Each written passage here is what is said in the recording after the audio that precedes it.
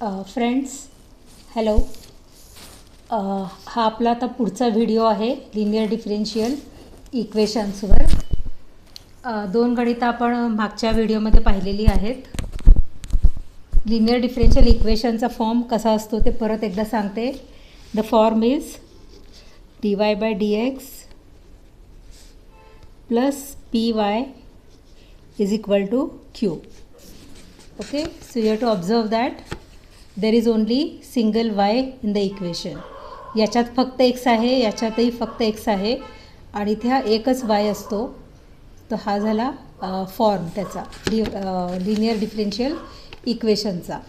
तर आता हे इक्वेशन बघा, x log x dy/dx plus y is equal to 2 log x. एकच y दिसतोय ना, त्याच्यामुळे हे लिनियर इक्वेशन आहे. सो या फॉर्ममध्ये आणण्यासाठी इथे dy/dxचा कोइफिशियंट 1 असायला पाहिजे, 1. ओके, त्याच्यामुळे आपण x log xने सगळीकडे डिवाईड करणार आहे. So dy/dx plus 1/x log x y is equal to, आता या साईडला 2 log x upon x log x which will give you 2/x. Now this equation will be compared with this standard form. So p is this part and this is q. तर ते आपण इथे लिहून घेतलेलं आहे. हे झाल्यानंतर लिनियर इक्वेशनमध्ये पुढची स्टेप असते to find out IF. So IF is equal to e raised to integral p dx. So which is equal to e raised to integral 1/x log x dx. आता हे इंटिग्रेशन सोडवलं की आपल्याला IF मिळणार आहे. आता हे इंटिग्रेशन सबस्टिट्यूशननी करायचं आहे. ह्याच्यामध्ये log x पण आहे आणि हा 1/x पण आहे. त्याच्यामुळे आपण पुट करणार आहे log x is equal to t. So 1/x dx will be dt.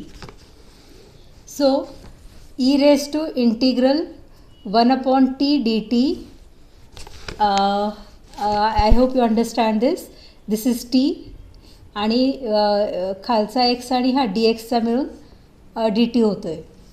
So e raise to minus this is equal to e raised to log of t, and when you have log on the power of e, they get cancelled. So which is equal to t. e आणि log गेले t and t is equal to log x. So if is equal to log x. if काढल्यानंतर direct solution काढायचं असतं. So solution is y if equal to integral q if dx plus c.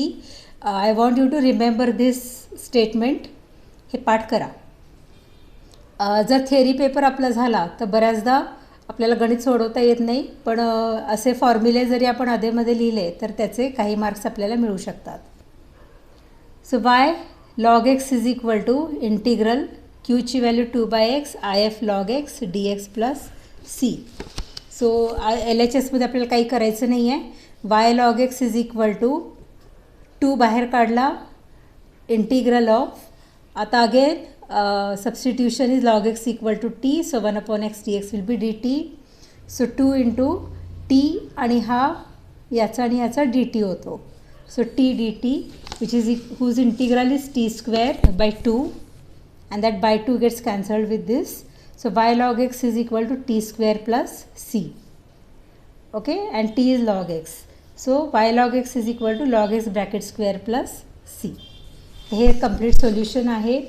ह्याच्याशी फार काही छेडखानी आपल्याला करावी लागत नाही. जसं उत्तर येतं ते fine, that is fine with us. Example number 4, x plus 1 dy/dx minus y is equal to e raise to x into x plus 1 whole squared. जी गणितं आपण घेतो आहे ती सगळी स्टँडर्ड सम्स आहेत. बघितलं, एकच y आहे इथे, इथे कुठेही y नाही आहे, एकच y आहे.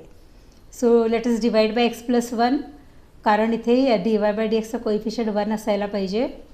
So dy/dx minus 1/x plus 1 y is equal to e raise to x into x plus 1. एक x प्लस 1 ह्याच्या स्क्वेअरशी कॅन्सल होतो.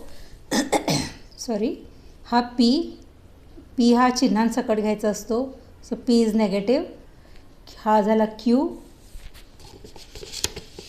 नाव ह्याची PDF मी तुम्हाला पाठवणार आहे, त्याच्यामुळे गणितं तुम्ही निवांत लिहून घेऊ शकताय. IF is e raise to integral p dx. So e raised to minus 1 upon x plus 1 dx is equal to e raised to minus log x plus 1. So e raised to log x plus 1 raised to minus 1, that is e आणि log गेले, right. By the way मागच्या सेममध्ये log शिकताना हे पाहिलं असेल, ईच्या डोक्यावर log असेल तर कॅन्सल होतो, पण इथे काही कोइफिशियंट नको असतो. ओके, इथे 1 असायला पाहिजे, पण इथे मायनस आहे म्हणून तो मायनस वर टाकला आहे आणि मग ई लॉग कॅन्सल होत आहेत. So that is 1 upon x plus 1. Now let us find out the solution. सोल्युशनचा फॉर्म्युला लिहायचा, YIF is integral QIF dx plus C. Substitute for IF and then substitute for Q. हा IF हा dx plus C. हा dx फॉर्म्युलामध्ये आहे बरं का, हा विसरू नका, हा इथे लिहायचा असतो. आणि left hand side as it is we are carrying over. इथे हे कॅन्सल होतो. So you are getting only e raised to x dx whose integral is e raised to x plus C. So the solution is y upon x plus 1 is equal to e raised to x plus C. Now let us move on to the next example. Example number 5. X cos x dy by dx plus y into x sin x plus cos x, आता हे ब्रॅकेटमध्ये आहे, equal to 1. तर पहिल्यांदा x cos x ने divide करायचं आहे. So dy by dx plus y into x sin x plus cos x divided by x cos x. ह्या पूर्ण टर्मला आपण x cos x ने डिवाइड केलेलं आहे आणि RHSला 1ला x cos x ने डिवाइड केलं आहे. So dy by dx plus y into, आता this upon this will give you tan x and this upon this will give you 1 upon x is equal to this is sec x upon x. 1 by cos x will become sec x. So now this is P and this is Q which I have written here. So IF is e raised to integral P dx. So e raised to tan x plus 1 upon x. So e raised to log sec x plus log x. Right? So e raised to log of x sec x. Log m plus log n वापरला इथे. e आणि log गेले. So x sec x. So solution YIF is equal to integral QIF dx plus C. ह्यात x sec x substitute केला, Qची value टाकली, ही IFची value, हा dx आणि C. Left hand side तसाच्या तसा खाली ओढलेला आहे. इथे सगळं कॅन्सल होऊन sec square x राहतो, whose integral is tan x. So this is the solution. Next example, example number 6. आता हे थोडं वेगळ्या फॉर्ममध्ये आहे. dy प्लस ब्रॅकेटमध्ये 2y cot x plus sin 2x dx is equal to 0. Remember it is sin 2x here. तर आता पहिल्यांदा dxने सगळीकडे डिवाइड करायचं आहे. इथे मी लिहिलं आहे पण डिवाइड बाय dx, म्हणजे इथे dy बाय dx आला आणि या टर्ममधनं dx हा डिवाइड होऊन निघून गेलेला आहे. आणि ऑब्झर्व करा, इथे एकच y आहे इक्वेशनमध्ये, हा एकच y आहे, right. This is linear equation. So dy by dx plus 2y cot x is equal to minus sine 2x. ह्याला उजवीकडे घ्यायचं आहे म्हणजे तो q होणार आहे. तर हा q आणि हा 2 इंटू cot x हा झाला p. p हा yचा कोइफिशियंट असतो, हां, त्याच्यामुळे 2 आणि cot x हे कोइफिशियंट आहेत. तर हा झाला p. So IF is e raised to integral p dx e raised to 2 cot x dx e raised to 2 log sin x. आता परत ई आणि लॉग प्रॉपर्टी वापरायची आहे, त्याच्यामुळे हा 2 इथे नको आहे म्हणून त्याला वर इकडे टाकायचं आहे. So e raise to log sine square x and then which gives you sine square x. Now write the solution formula, write the formula. Substitute for IF, substitute for Q. Now sine 2x is 2 sin x cos x आणि हा sine square which will give you that is actually 2 sin cube,